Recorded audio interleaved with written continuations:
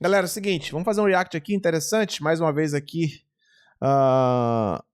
Agora temos um leak de informações dos próximos conteúdos que vão sair no Diablo, né? Isso depois de temporada e tudo mais, pá.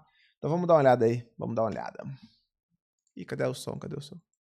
Looks like World Tier 5 has been leaked. If you guys remember the guy I follow on Twitter here that was talking about the gems previously, he now is showing that he found evidence of World Tier 5 within the game. So in order to figure out what was going on, I went to his page that breaks it down more in depth.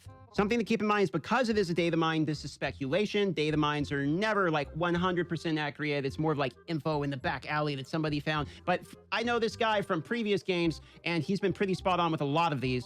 First bit of info we have is that World Tier 5, the icon imagery. So this is data mine imagery of World Tier 5 with the icon. So that is an asset straight from the game's data itself. Not terribly surprising. It's not like they're just going to leave World Tier as the last one forever. And pois é, assim, essa parte de vai ter um Tier 5 é meio que óbvio, né, cara? O jogo não vai parar no Tier 4, né? Não tem nem como parar, né? Conforme for ficando mais forte, a tendência é 5, 6, 7, 8, né? A tendência é ter mais mesmo, né, cara? It does state that it seems like there's some kind of placeholders that means there's going to be another capstone dungeon for World Tier 4, other than the Pinnacle Lilith boss. It's already sort of the capstone dungeon for that. There's going to be another capstone dungeon in Fracture Peaks to unlock World Tier 5. Now, he goes on to talk about some more information, breakdown of what we talked about previously, which is that there is rank 6, 7, and 8 gems, effectively, already data mined to be in the game. Rank 6, weirdly enough, seems to not have a lot of information around, but rank 7 is named Magnificent, rank 8 is named Perfect. So it would probably make sense Perfect's going to be the last one. And he even goes further to show the breakdown in terms of information on what it looks like the stats of these items will be. Green being extremely high confidence for rank 7, 8, or 6, 7, and 8, whereas the red and yellow is like medium and low confidence. Basically, he's grading himself on what he believes is his ability to accurately predict this.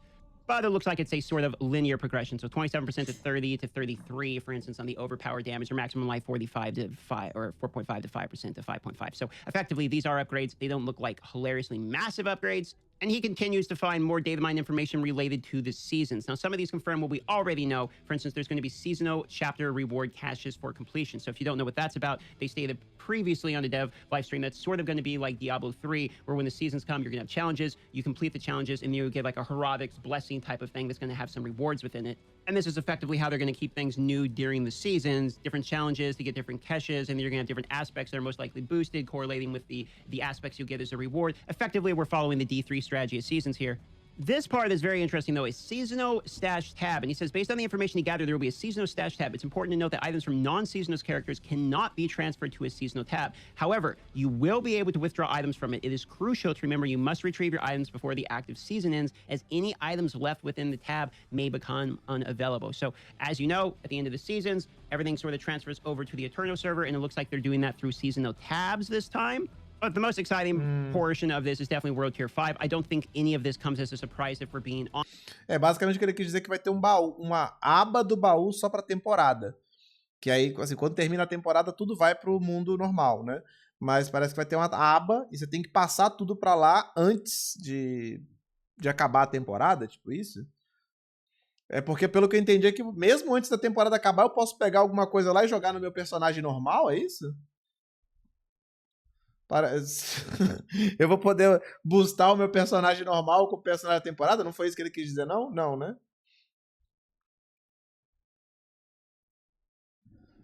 Ele tem que esperar terminar a temporada de qualquer forma, então, né?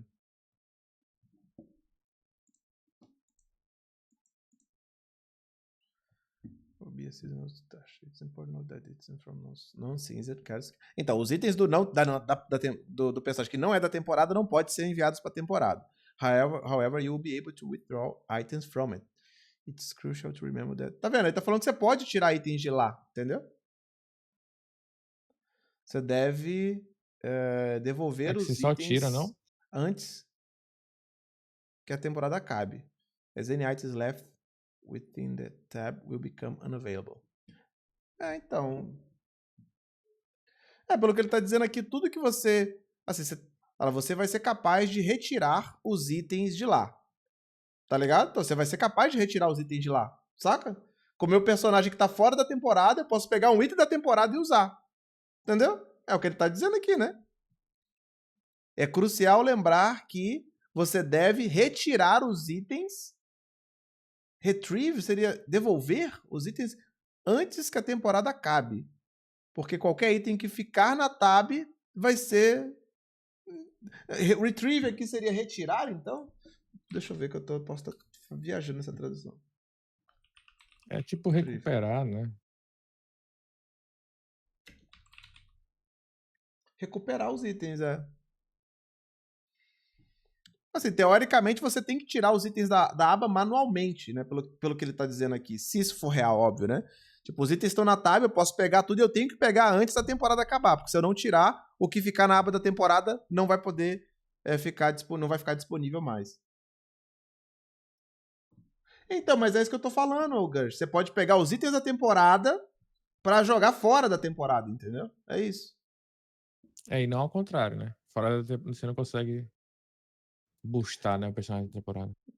A questão é que o seu estranho é você poder fazer isso a qualquer momento. Pois é. Pelo que tá dizendo aqui. Mas claro, né? É um data mine, né? Então, vamos ver o que vai acontecer. Né? Abs this time, but the most exciting portion of this is definitely World Tier 5. I don't think any of this comes as a surprise if we're being honest. The game itself, when you get into World Tier 4, it's like a level 73 is sort of the level that it goes down to, and that leaves a lot of levels. I mean, the game goes all the way to level 100, so I don't think any of us really expected to never get other World Tiers above the level 73 one. Yes, there's dynamic scaling, but for the most part, 73 is the absolute minimum, meaning when you get to 5, it's probably going to be like 80 or 90 or something like that. I do think it's interesting that we're getting new gems, but I don't see any data mined information related to things like a new tier of gear. There is a new tier of gear at Sacred for World Tier 3 and a new tier of gear of Ancestral at World Tier 4. So is there going to be like a perfect Ancestral or something for World Tier 5? We don't know. This is all speculation once again. It's data mine stuff, so who knows at this point? And he does actually state the data mining for Diablo 4 is more challenging than Immortal. Você era cofre. Não consegui abrir e tive que te arrombar na porrada. Fala, Cross. Hashtag somos todos pixel kkkk. Fala, Cross. Muito obrigado pelo sub, irmão. Tamo junto. Previous game that he was data mining, and there's tons of people data mining, and there's just a whole bunch of raw data so that he's not able to get exactly what's happening and be able to predict exactly everything. If you've seen any of his data mine stuff from the previous game, Immortal, he was basically shooting. I called him the second shooter from the grassy knoll because he was sniping the information like months in advance. He knew fishing was coming to Diablo 3 months before it actually did. So I'll put a link to his Twitter and to the webpage where he breaks this down in more detail if you are interested, as this does seem like a person you probably want to keep tabs on if you're trying to be 100% updated for information. And as of today, the Rogue and Necromancer week 1 of Twitch drops is wrapping up, which is today was the last day of this. So week 2, if you are a sorcerer, there are now free cosmetics you can farm week 2 for your Twitch drops. That starts as of tomorrow, or when this comes out, as of today. And I do have these enabled so you can watch at twitch.tv/Darth Microtransaction. Once you watch 3 hours of this, then you will be able to get your cosmetic. And even if you're not playing that class, probably a good thing to get them. Obviously, I unlocked the Rogue and Necromancer one. I unlocked the Sorcerer one. It will go in your wardrobe. If you ever make those classes, you will have that cosmetic permanently for yourself in the future. And we are also halfway over. In July, this mount skin is being retired. This is a limited edition skin that you can only get by gifting 2 subs on eligible partners like myself. You gift 2 subs only when I am live, just to make this brutally clear. I've seen like 5 people give 2 subs while I'm offline in an attempt to purchase the skin. My channel must be live, and I do go live every day right around 10 a.m. Pacific. So we are halfway through this promotion, and if you're interested in acquiring this, you have about 2 weeks left. As the beginning of July, it will be shut off.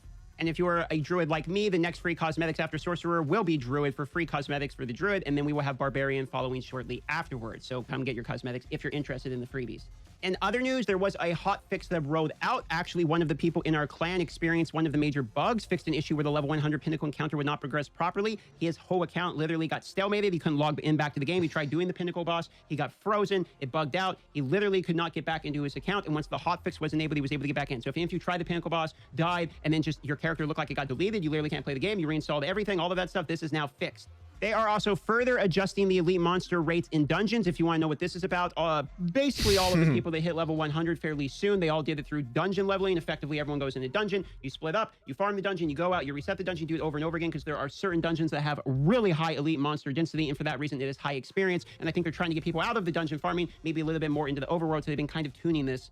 Some PvP changes, other adjustments, but those are the notable ones here. The rest are more hot fixes, bug fixes, and just some adjustments to numbers in PvP in order to make it more suited for PvP. This is off the back of the things of bosses changes, which increase the level range for world bosses, trying to buff those a little bit, increase the total damage dealt by the level 100 pinnacle boss, but reduce their total health. So they were sort of buffing some of the bosses due to some feedback that some of the bosses were too easy.